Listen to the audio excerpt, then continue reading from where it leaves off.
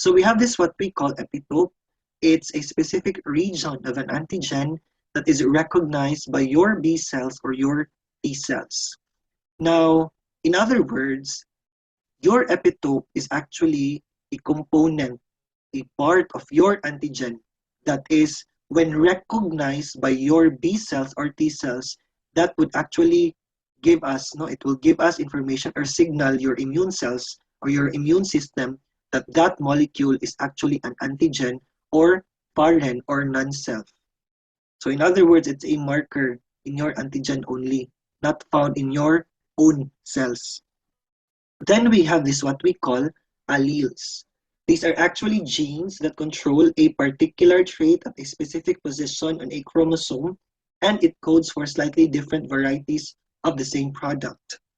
Then we have this what we call cytokines. These are soluble proteins that regulate immune responses.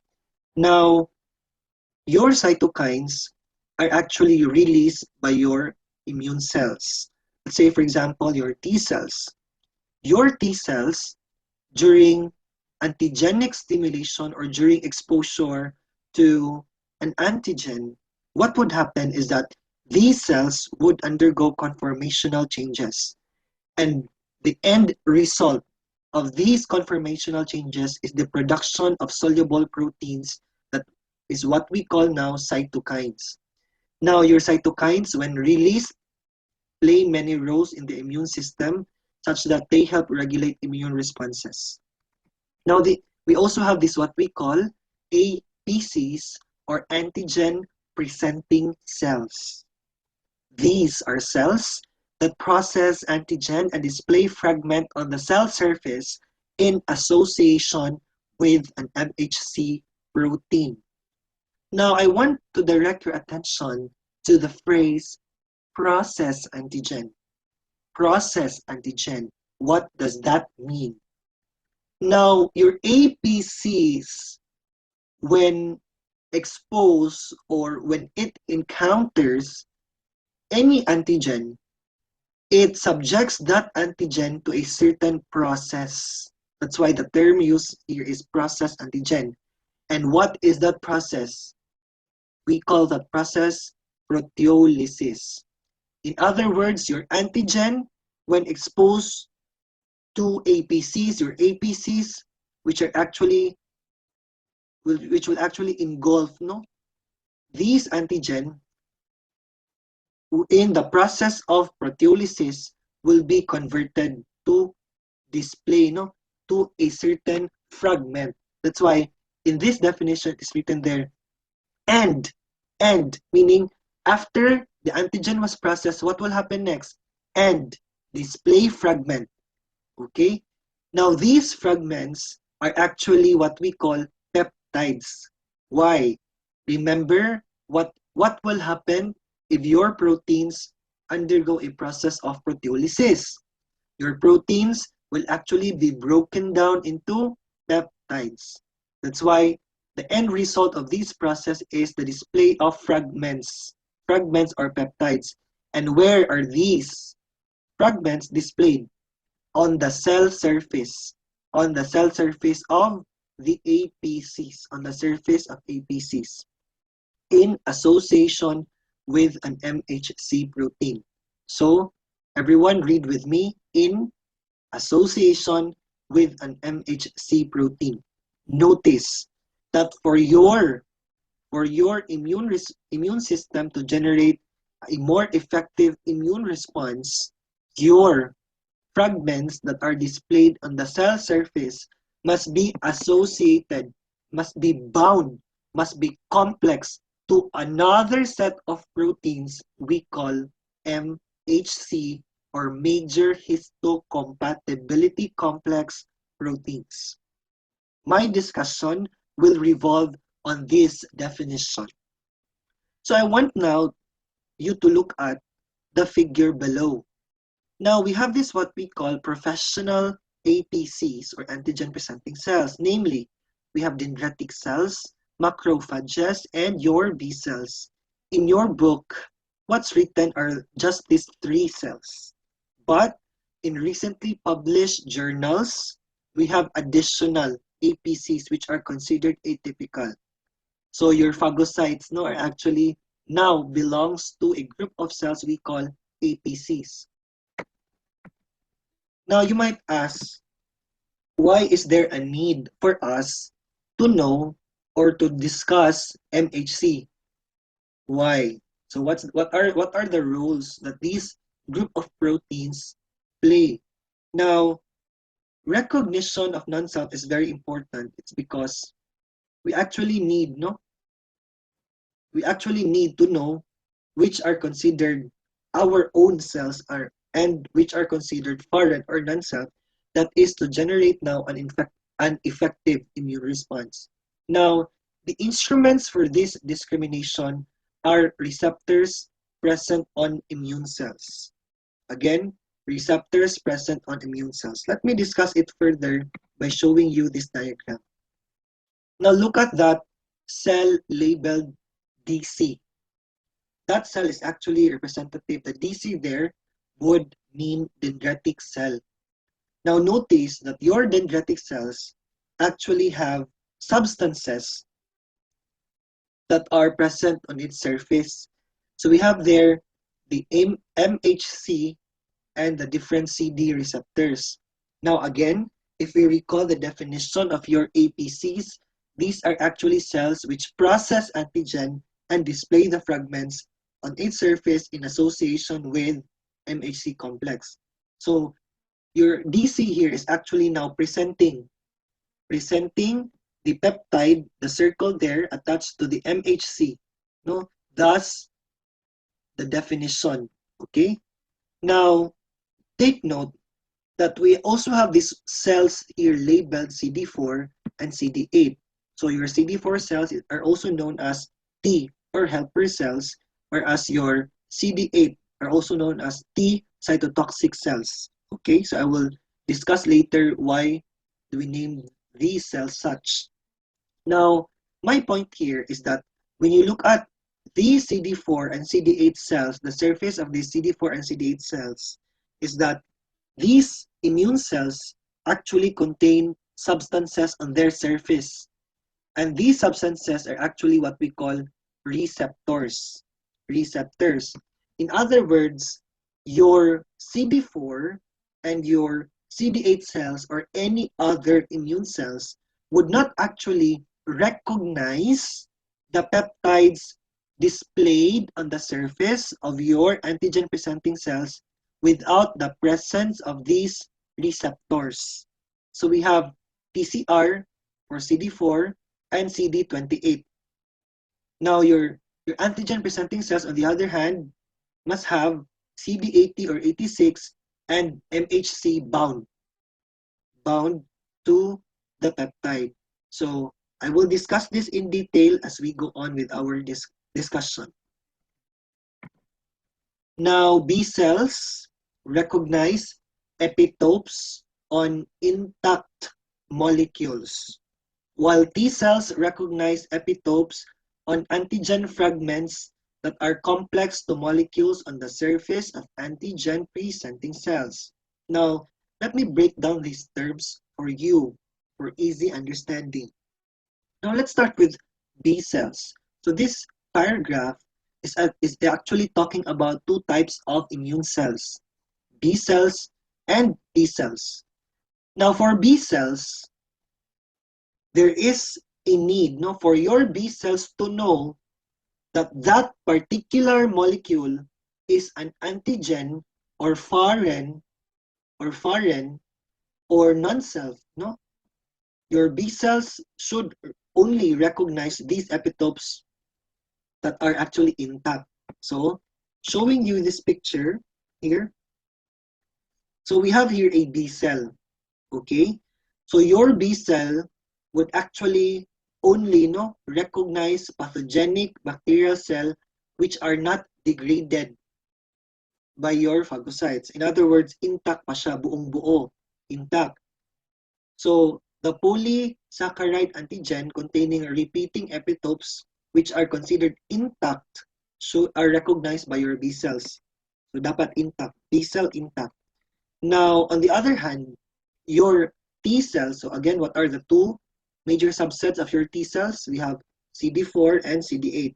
Your T cells recognize epitopes on an antigen fragments or peptides that are complex to molecules in the surface of antigen-presenting cells. In other words, for your T cells to generate an immune response, for your T cells to participate in immune response, what will happen is that your antigens must be converted first into fragments. And how is that possible? So looking here in the picture, we have this what we call cells labeled APC1 and APC2. Now, these antigen presenting cells would process the antigen. By process, we mean the antigen undergoes proteolysis and so converted into peptides. And these peptides now are expressed on the surface. No? Look at the blue there. Blue molecule. These antigens are expressed on the surface of your APCs, and then because the antigen are converted now into peptides, meaning these antigens are not intact anymore because they have underwent a process of proteolysis.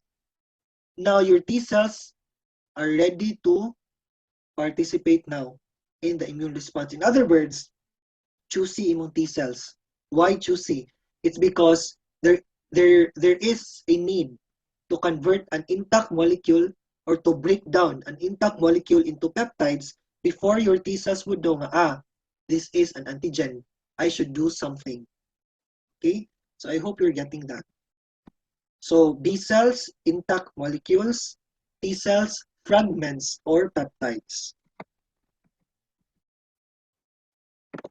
Now, your major histocompatibility complex is a gene, no? It's actually expressed by the gene located on chromosome 6 in humans.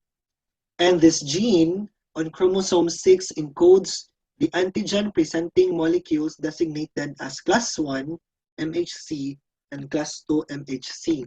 So have a look here at chromosome 6. So chromosome 6 is responsible for encoding or for the production of your class 1 and class 2 molecules. So we also have class 3, no? But the MHC molecules that are important for your immune response are class 1 and class 2. So class 1, as you can see, we have so many types of your class 1, no? So we have class 1, A, B, and then C. And then for under class 2, we have the DP region, the DQ region, and the DR region. Notice that your class 2 molecules are basically located near the centromere area, whereas your class 1 molecules are located near the telomere area. Now, both classes of MHC molecules consist of two polypeptide chains non-covalently associated. So later, I will be discussing these two polypeptide chains for each MHC class molecule. Now, the MHC system is described as polymorphic. So why polymorphic? Because it has many, no? It encodes for different molecules, no? That's why it's called polymorphic. So to explain it further, the polymorphic term, each of these, no, MHC has three distinct forms. So we have class 1 and class 2 MHC molecule. So under class 1, we have HLA. So HLA would mean human leukocyte antigen A, human leukocyte antigen B, human leukocyte antigen C.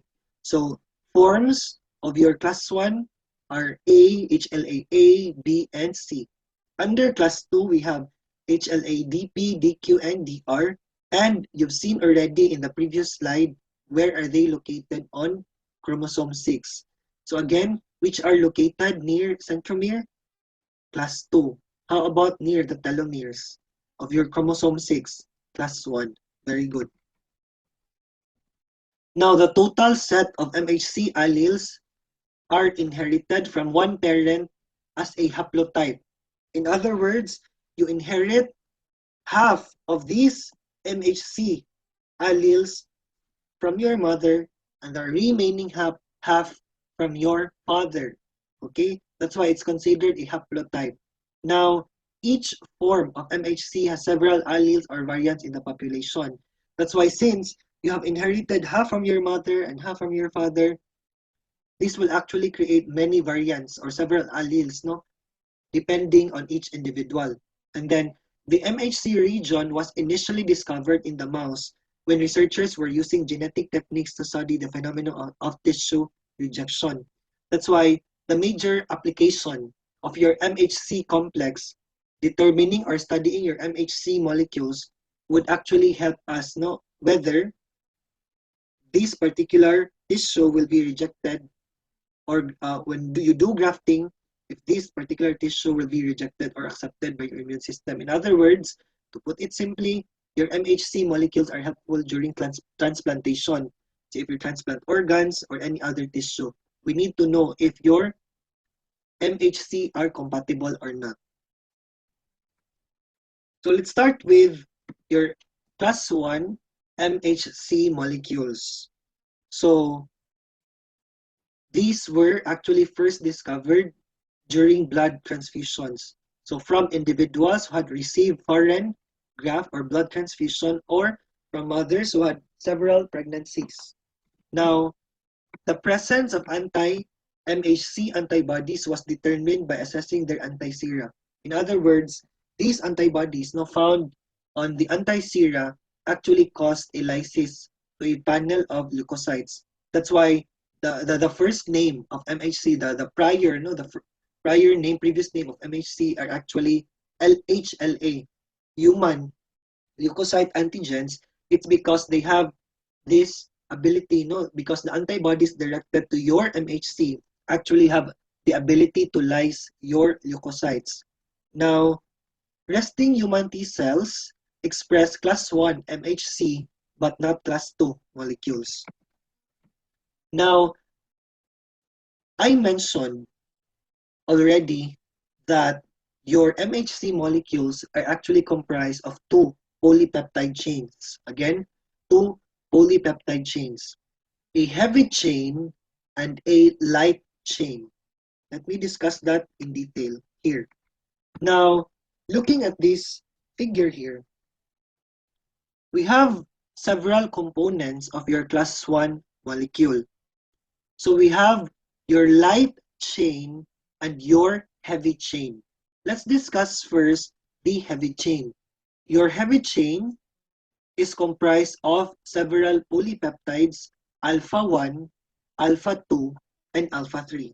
So again, your heavy chain is comprised of the following polypeptides, alpha 1, alpha 2, and alpha 3. This heavy chain is complex to a light chain molecule called the beta-2 microglobulin. So all in all, how many polypeptide chains comprise your class 1 molecule? 2. But each now of the 2 are comprised of several polypeptide chains. Now take note that these entire class 1 molecule are comprised of different subunits or different parts. Now, let's start from the bottom here. Now, your class 1 molecule, the heavy chain, is comprised of distal and proximal domains. Now, what's important here is that the proximal domain of your heavy chain is anchored to the cell membrane. Okay? Your distal and the proximal domains make up the heavy chains, such that your proximal domain is the one anchored to the cell membrane. Okay? And then the distal domain, on the other hand, contains now this what we call peptide binding cleft. Again, your distal domain contains this peptide binding cleft. What's the purpose of this peptide binding cleft? Remember, I have told you that for your T cells to recognize a particular antigen, the antigen must undergo a process. And what is that process again?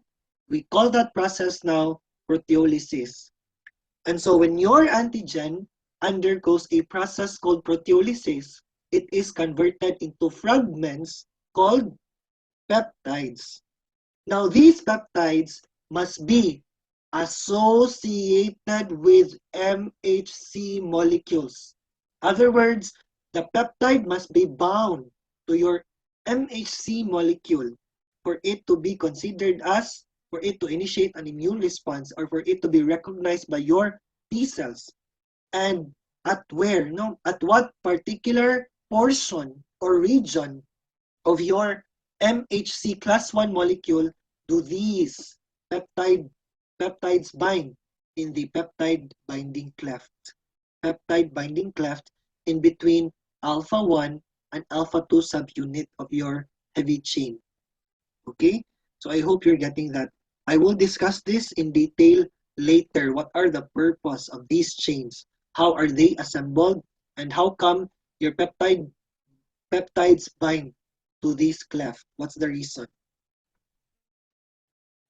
Now, I mentioned that your MHC molecules are actually polymorphic. It's because these molecules actually produce many variants, no, or many forms. So under class 1, we have again HLA, A, B, and C. And then each gene or variant is given a number. So we have, for example, HLA A1, A2, A3, A4, etc. B1, B2, B3, B4. So since we're talking about variants, meaning forms, no, many forms, each form is assigned a particular number. So for example, if that form or that variant is under A, so we assign these numbers as A1, 2, 3, 4, 5. Okay, and so on for B and C. Now, take note that these forms, each variant, are codominantly expressed. That's why these letters must be written always in capital letters, signifying or denoting that these are codominantly expressed, meaning your variant, the gene that you have inherited from your mother, and the HLA class 1 molecule gene that you have inherited from your father actually are expressed both, meaning nothing is suppressed, nothing is recessive. All are expressed both. So for example, your mother has HLA A1, B1, and C, whereas your father now has HLA A2, B2, and C. Now, if they combine, producing your HLA genes, it would produce HLA1, A2, B1, B1, B2, and C1 and C2. All are expressed, no, because they are codominant. Now, there are three forms of class 1 proteins, which I have mentioned, the HLA, A, B, and C, and they are identified on all human nucleated cells. Take note, all human nucleated cells, except, no, they are not found, or they are found in low amounts in liver cells or hepatocytes, in muscle cells, in neural cells, and in sperm cells. And these molecules form a complex with antigen fragments within the cell, and the complex is subsequently displayed on the cell surface. Now, I have been mentioning from the beginning of this lecture that for these antigens be discriminated or be recognized by your T cells as something as foreign or non-self, it has to undergo a certain process, no? And what is that process again? It has to be proteolyzed, or it has to undergo proteolysis, and such that the intact antigen molecules are converted into fragments termed peptides. Very good. And that these peptides now, once bound or associated to MHC molecules, they are subsequently displayed on the cell surface. Now, you might be wondering, okay, so why do a lecture? Is that it? Is that it? It sounds simple, but actually, each step has many sub-steps, no? There are many things that really happens during each step, and I will be discussing each step in detail now. Now, shown here is a picture labeled endogenous proteins and ubiquitin tag.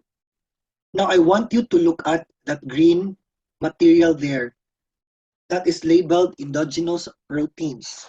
Now, you might ask, Doc, what are these endogenous proteins? Remember, your antigen-presenting cells are capable of taking in, capable of engulfing these antigens and taking it in. Okay? So phagocytose. So once these antigens now are taken in by your antigen presenting cells, since they are inside now, the antigen presenting cells, they are called now, they are termed now as endogenous proteins. Alright? Got that? Okay, let's continue. Now, for these proteins to undergo the process, and what is that process again? Very good, proteolysis.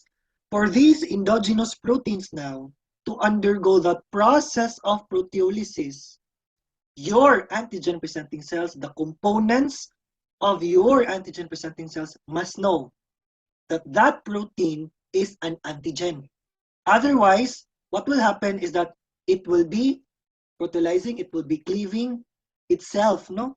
It has to know first that that protein is foreign, and that is now the job now of your ubiquitin protein or ubiquitin molecule. How does it do it? So your ubiquitin once becomes bound to your endogenous proteins, that will serve now as a tag or marker that this protein must undergo the process of proteolysis. Otherwise, if that endogenous protein is not attached or bound to your ubiquitin molecule, that would mean that that protein should not be cleaved or should not undergo the process of proteolysis. In other words, you need the ubiquitin. The ubiquitin will serve as a marker for that certain protein that that protein is now ready for proteolysis. Okay? So here now, your ubiquitin is now bound to your endogenous proteins. Now, your proteins are ready to be cleaved, are ready to be converted into fragments. Okay? And what? Question. Okay? You've discussed this since first year, since high school, since elementary. What is that cell organelle that will convert proteins into peptides? In other words, these cell organelle are responsible for breakdown of proteins. Breakdown. So we have this what we call, the organelle is what we call proteasome. So your proteasome are the components of your antigen presenting cells that is responsible for converting your your intact protein molecules into peptides. So what happens? So look at it. The proteasome is comprised of two fragments, two subunits. We have the 20S subunits and your 19S regulatory component. So notice that there are two circles now comprising your proteasome. The outer part, the outer circle is considered or called the 20S subunit, whereas the inner smaller circle there, okay, the inner smaller circle there is the 19 regulatory component, 19S regulatory component. Why? Why do I have to mention? It's because the protein, the endogenous protein or your antigen enters the narrow channel in the 19S regulatory component. And once it enters the 19S regulatory components, what happens is that each protein now, the protein is cleaved into smaller fragments called peptides. So it enters here and it goes out as fragments or peptides. In other words, no, in simpler terms, Bisaya term, gigaling na siya dito. Okay? Gibuak-buak. And so we have now approximately each, no, each each antigenic protein is basically converted to at least 15, no, approximately 15 amino acid peptides. Okay. Now, what's the next step? After conversion of intact molecules into fragments or peptides, what's the next step? Okay, I mentioned that it has to be associated with another immune protein which we call as MHC. And how does that happen? Eyes here. Now, the green triangles here are your peptides. Now remember, you have learned from your biology classes that fragments of proteins, for it to be distributed, okay, distributed to other parts of the cell, it has to go through the endoplasmic reticulum, and from the endoplasmic reticulum, it goes to the Golgi apparatus for packaging, and then from the Golgi apparatus, it is delivered out, no, as vesicles to the cell surface membrane, etc. Okay, so your peptides are transported now. The green material here, the green triangles here are representing your peptides, are transported towards the endoplasmic reticulum. So this is the endoplasmic reticulum. But question, can your peptide enter directly your endoplasmic reticulum? No, it has to pass through a channel. And that channel now is the job of your TAP, TAP, or transporting associated protein or transfer associated protein. So your TAP being a heterodimer, okay, it is comprised of two molecules, TAP1 and TAP2. TAP1 and TAP2. So what happens is that the green material here, the peptides, will pass through TAP in an ATP requiring process, and thus now they are transported inside the endoplasmic reticulum. You got that? So from the outside, peptides go in the channel in an ATP requiring process, and they are transferred now or transported inside or into the endoplasmic reticulum. What happens next? Again, we're not yet done because our main goal here is to actually have these peptides bound to your MHC protein molecule. Diba? Before it can be recognized by your T cells. Alright, now, how does it happen? Now, these are, if you see here, the blue shape here, the blue material here, and the orange circular material here are actually components of your MHC1 molecule. Components, because this is not yet the intact. It has to be assembled first for it to participate in antigen presentation.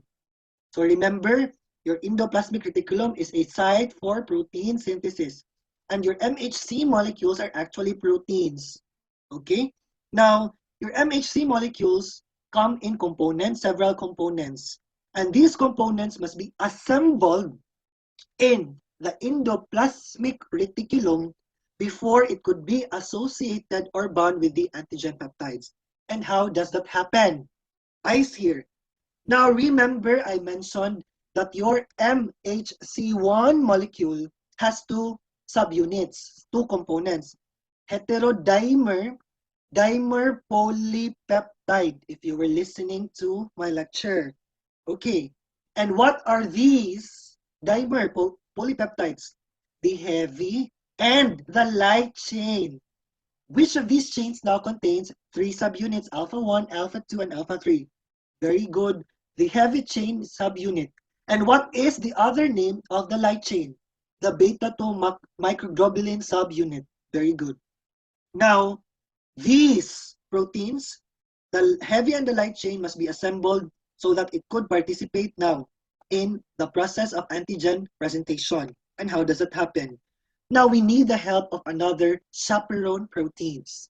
Now these proteins will actually help, will put together the different chains or components of your MHC1 proteins. And what are these chaperone proteins?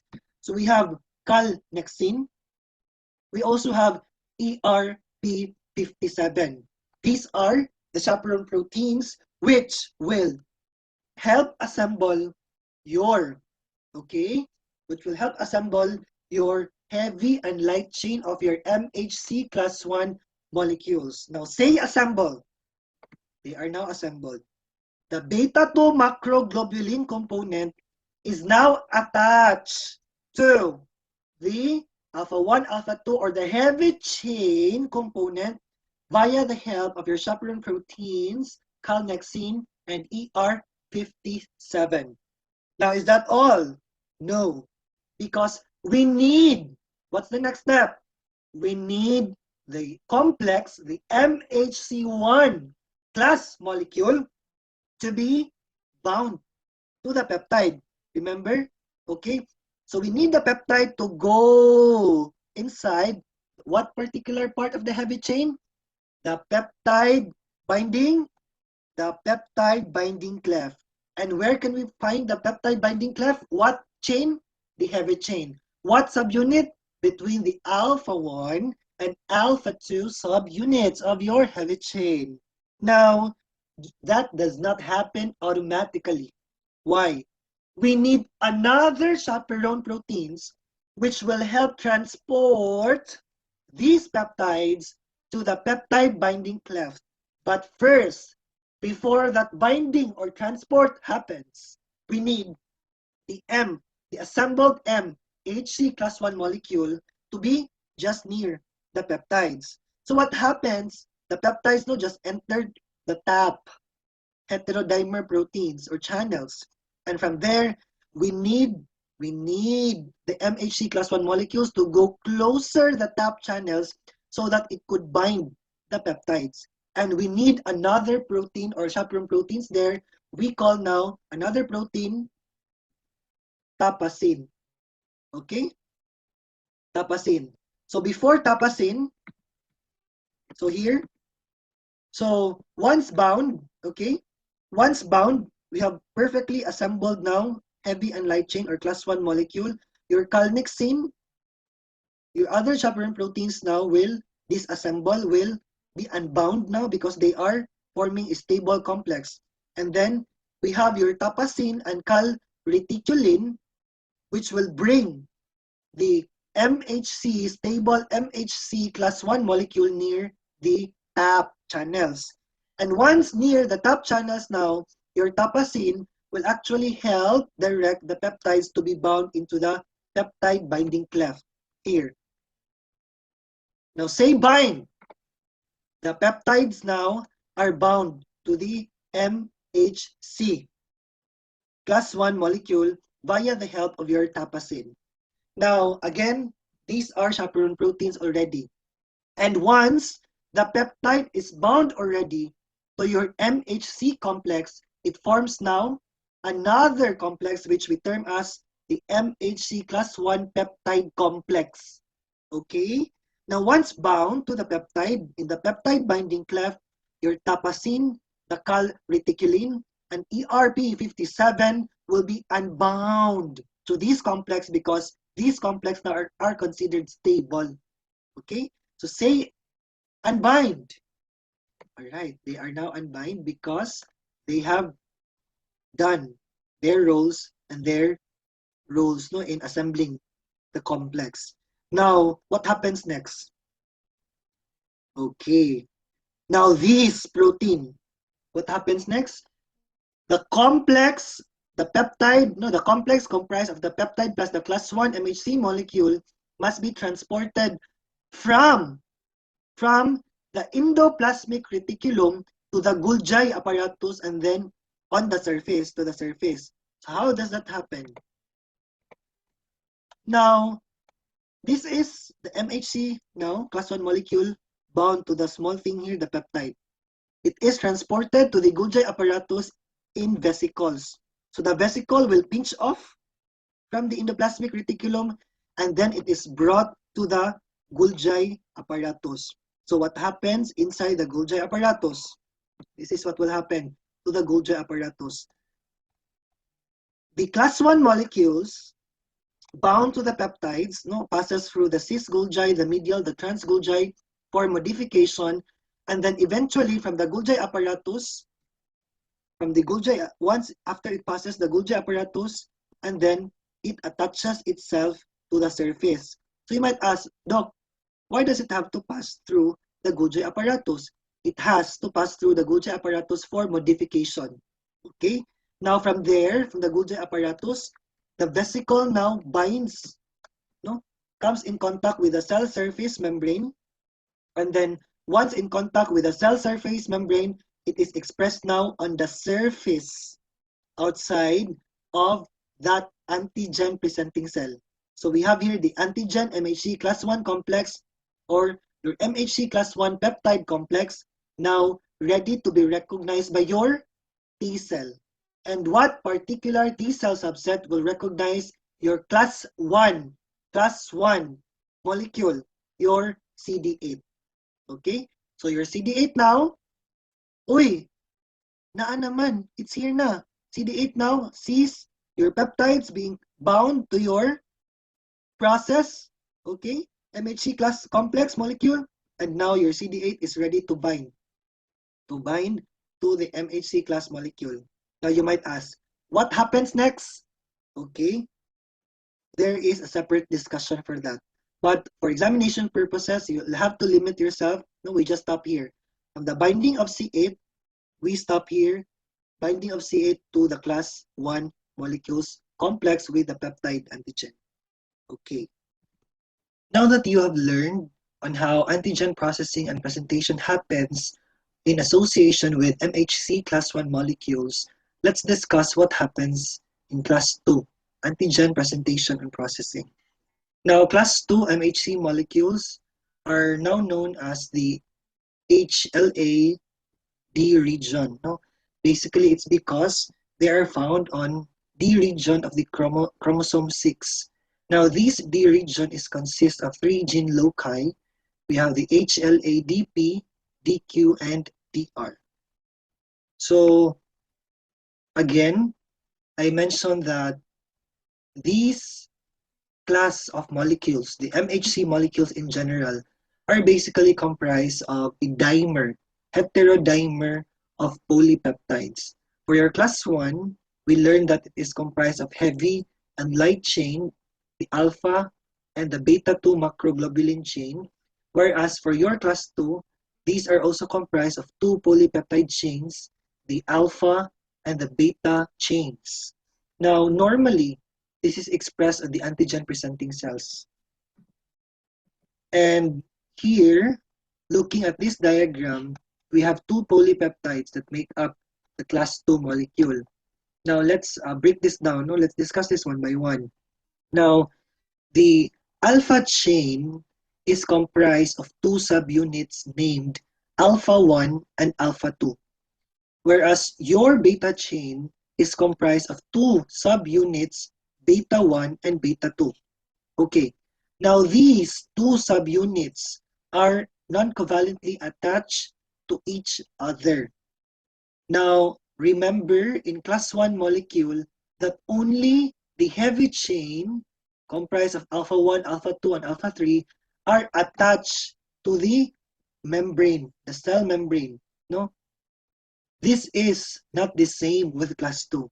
It's because in class 2 molecules, both the alpha and beta molecules are attached to the cell membrane. So notice this domain here, the distal domain attached to the cell membrane. Also the beta chains, no, attached to the cell membrane. So both. Now, another distinction from class 1 molecule is that these 2 chains now, once attached non-covalently to each other, basically forms a peptide binding cleft. Okay? So in class 1 molecules, the peptide binding cleft is only formed by the heavy chain, no, in between the alpha 1 and alpha 2. Comparing it with class 2 molecules, the peptide binding cleft is now produced by attaching beta and the alpha. So two subunits make up the peptide binding cleft. Now notice that the peptide binding cleft here is not actually closed on one edge, meaning it is basically open here such that longer peptides may attach to the peptide binding cleft. Okay, so I hope you get that. Now, not shown here on this diagram is actually a third polypeptide which comprises your class 2 molecule. Now, the third polypeptide, not shown here, is called invariant chain. Again, the third polypeptide is called the invariant chain. What is its role? Now, since your peptide binding cleft is actually open, okay, such that any peptide now, longer peptides may bind to it, including your own proteins, your own normal proteins, not just the antigen proteins. So what happens is that to avoid that from happening, your invariant chain, the third polypeptide covers, okay, it covers the polypeptide binding cleft or area or region such that in its inactive form, what happens is that no peptide becomes bound to the peptide binding cleft. It's because it is covered by the invariant chain. Again, what's the purpose? Why it has to be covered? So that your own cells, your own protein, okay, may not be processed or will not get bound to the peptide binding cleft. All right, let's proceed. Now, I mentioned that your MHC molecules in general are polymorphic. Again, polymorphic in nature, meaning it has many variant forms or allelic forms. For example, so we have HLA, DR, DP, and DQ. Now, from each variant gene, for example, DP, DR, DQ, each variant allele consists of a sub allele or another variant, and then the same with class 1 molecules, we name it by attaching a number after that specific variant. So for example, HLA-DR1, DR2, DR3, DR4, DR5, etc. And then we also have DP1, DP2, DP3, DP4, etc. And then we also have DQ1, DQ2, DQ3, DQ4, etc. Okay? So what's important to note here is that each variant is assigned under a D gene, arrive from a D gene, and then the gene, the DR, DQ variant, DP, is followed by a number, signifying that it is a subvariant of that particular D region. Okay, now the same with class 1 molecules. These are codominantly expressed, meaning you inherit half from your mother, you inherit half from your father. Of these MHC class 2 molecules, both are expressed. None are recessive. They are all dominant. For example, you inherited DR1, DP1, DQ1 from your mother. And then you inherited DR2, DP2, DQ2 from your father. Okay? So when these haplotypes converge, they form your class 2 MHC molecule expressing HLA DP1 2, DR1 2, DQ1 2. Both from your mother and from your father. And then various combinations are possible. That's why we need to label it DR plus the number, DQ plus the number, DP plus the number. Okay? Now, I mentioned already that at least 3 forms can be identified, namely DR, DP, and DQ, and that these class 2 antigens or MHC proteins molecules bind antigen fragments within cytosolic vacuole, and the complex is then displayed on the surface of antigen presenting cells. Now let me explain this paragraph. These bullet here in detail. Okay. Now, supposing your cell, your antigen presenting cell comes in contact, no, or knew that there are or it has been exposed to a certain antigen. So what happens? These antigen here, the violet, no, violet line here representing the antigen is phagocytosed, no, taken in by your antigen presenting cell. In this case, the antigen presenting cell here that I'm using is a dendritic cell. Now, once it comes in contact or once it learns that there is an antigen, your dendritic cell or your antigen presenting cell phagocytoses this antigen. Okay. Now, after phagocytosis, meaning it is taken in, no? Once taken in by your antigen presenting cell, what happens is that this antigen, okay, this antigen is enclosed in an endosome, a vesicle. It is enclosed in a vesicle named an endosome, okay? And this endosome now, are the ones being processed for antigen presentation and processing. Okay, so this is process. Again, what happens during processing? The same concept.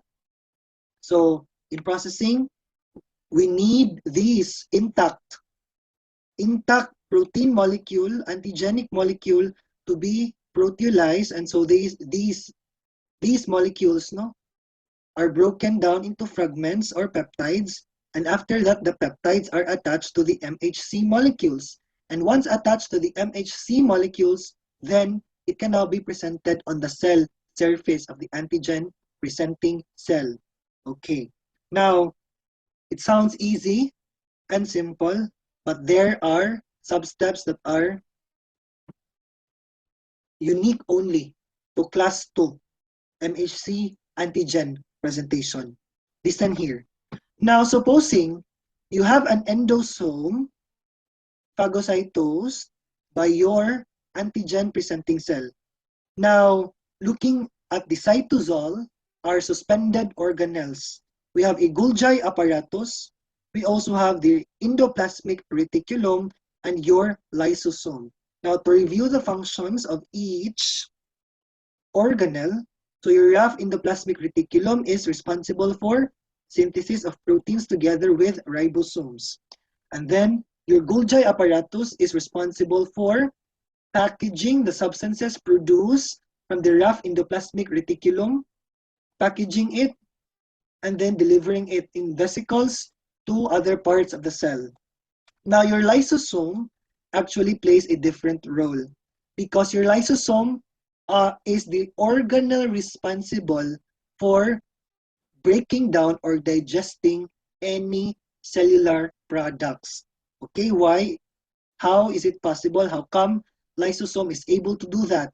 It's because your lysosome contains enzymes, okay?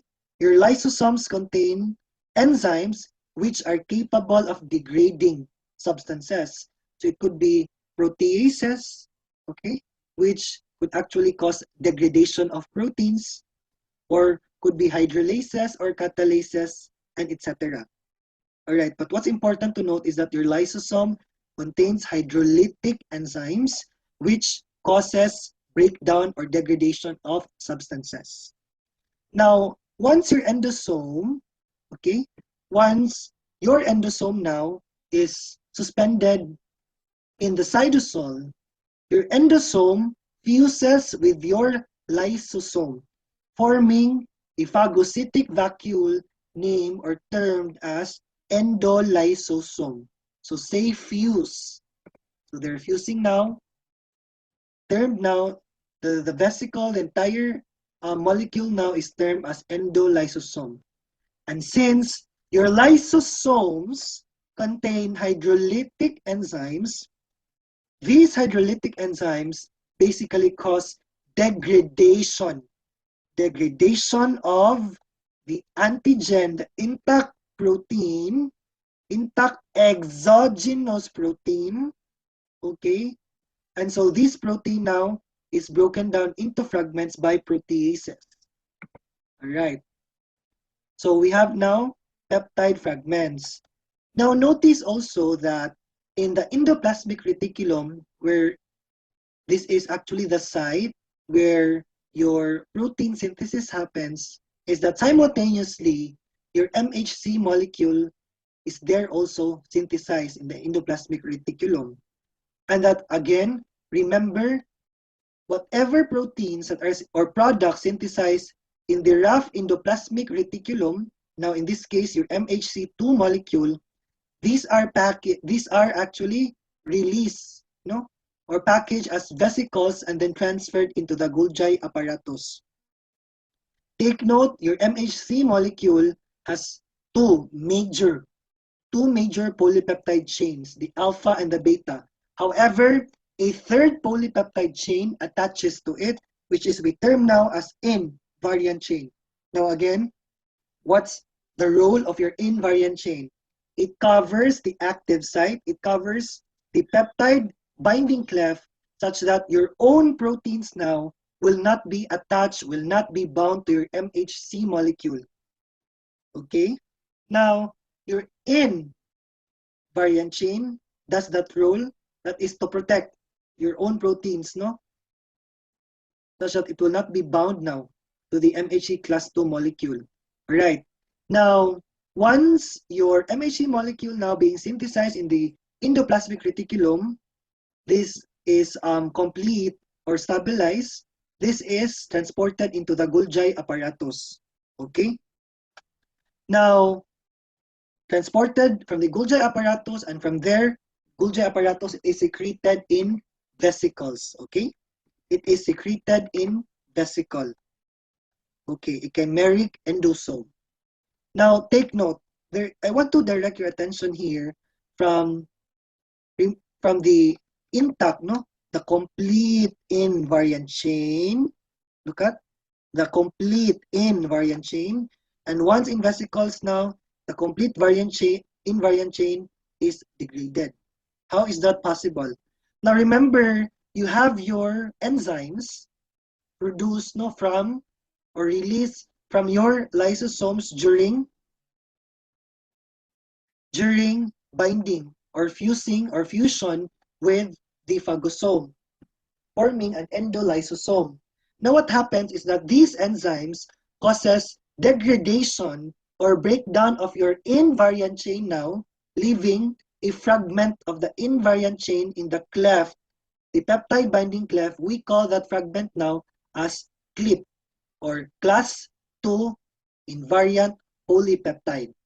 CLIP, or class 2 invariant polypeptide. Now this chimeric endosome fuses with your endolysosome or your phagolysosome now.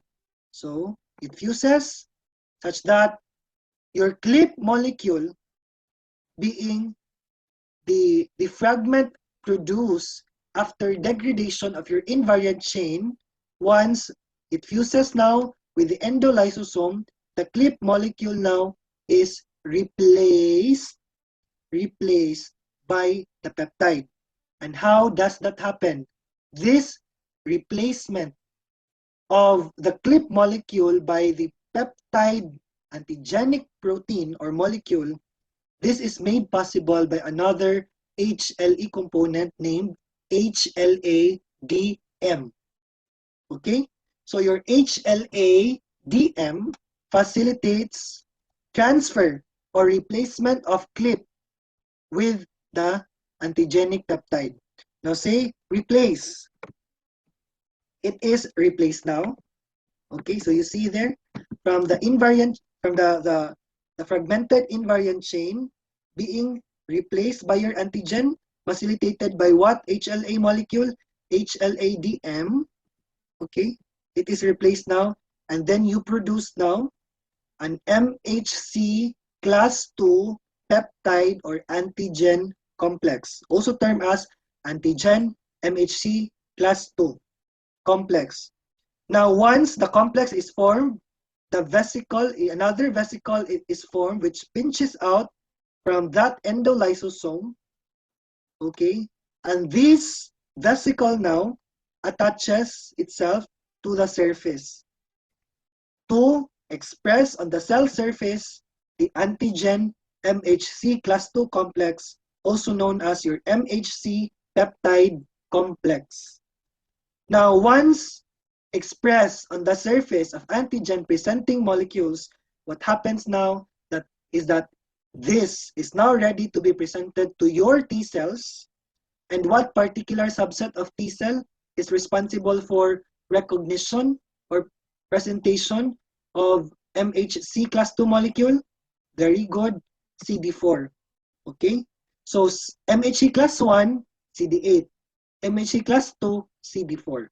And then once attached now, once the CD4 is bound to the MHC class 2 molecule antigen complex, an immune response is generated to eliminate the invading foreign material. Okay? Now, I will not be discussing what happens after because that is actually a separate lecture. All right. Now, again, as a review, before I end the lecture on MHC, as a review, your cytotoxic T cells recognizes antigen peptides complex with class 1. So 81, 81. Whereas your helper T cells, your CD4 T cells, recognize antigen peptides displayed with a class 2 MHC molecule or 42. So 81, 42. And then the primary role of your helper T cell is cytokine secretion. So once your CD4 T cells now becomes bound to class 2 MHC molecules attached or complex with an antigen, it releases cytokines. Whereas once your CD8 T cells are bound to class 1 MHC molecule complex to peptides, it causes lysis of cells or destruction of cells. Now, a favorite board exam question, no, which always comes out, is that the different disease associated with mutation of each MHC genes. So you need to memorize this for examination purposes. So B27 is associated with ankylosing spondylitis, Reiter syndrome, CW6, psoriasis vulgaris, rheumatoid arthritis with DR4, and so on. Okay? Now, a very good application for this lesson or lecture on MHC is transplantation. Okay? So, we do MHC testing in real setting in the laboratory. We do MHC compatibility testing to know if the donor of a certain organ is compatible to the MHC of the recipient of the organ. Okay? Now, this is a process whereby an individual receives cells or tissue from a second individual or donor. Now, transplants are classified according to disparity between donor and recipient. So when you say isograft, this basically defines or points out to graft in which there is no genetic difference between the donor and the recipient. No genetic difference between the donor and the recipient. Whereas we term it as allograft when we are doing transplantation or graft between members of the same species. Okay? So for example, human to human, that is considered an allograft, no? Or monkey to monkey, an allograft. But if you are doing transplantation or grafts across a species, these are referred to as xenografts. Okay? And although not really for medtech students, I'll have to simplify these things because these are actually for medicine ng level, no? So for examination purposes, what I want you to know is that rejection happens when your MHC molecules are incompatible with that of the donor. Okay? So for examination purposes, I'll just define hyperacute, acute, or chronic. So hyperacute rejection basically occurs minutes to hours following the graft or the engraftment. And then usually this type of rejection is an antibody-mediated phenomenon and is associated with complement activation. Whereas so your acute occurs weeks after the tissue transplant, after the tissue was transplanted, and this is caused primarily by helper and cytotoxic T cell activation. Whereas your chronic rejection occur weeks, months, or years post-transplant, and this is associated with a notable increase in the levels of non-T cell derived non-specific growth factors. Okay? So again, hyperacute minutes to hours mediated by antibody associated with complement activation. Whereas your acute occurs weeks after the transplant has happened, mediated by your helper and cytotoxic T cells. And then your chronic rejection occurs weeks, months, or years post-transplant associated with non-T cell derived non-specific growth factors. Now, to avoid graft rejection, basically in medicine, no? So we give immunosuppressants or immunosuppressive. And in most common, no? Common drugs used as immunosuppressants are as follows. So we have cyclosporin and FK506, which basically block the production of a T cell growth factor. And also, we give patients prednisone, no? Which is an anti-inflammatory agent. Okay? So you need to memorize the drugs, the names of the drugs, and what it targets. So cyclosporin A and FK506 blocks the production of a T cell growth factor, whereas your prednisone is an anti-inflammatory agent. Okay, and lastly, in the laboratory, we do these tests. Okay, we do these tests to ensure that MHC complex of the donor and the recipient are compatible. So we do tissue matching and we also do tissue typing. Okay, and once you get an incompatible result from tissue matching or tissue typing, that would mean that more or less the organ that will be transplanted to you is not compatible, and so there is a high chance for rejection. Thank you. That ends my lecture. Thank you very much. And then you need to study more, no? Study hard for the examination. God bless.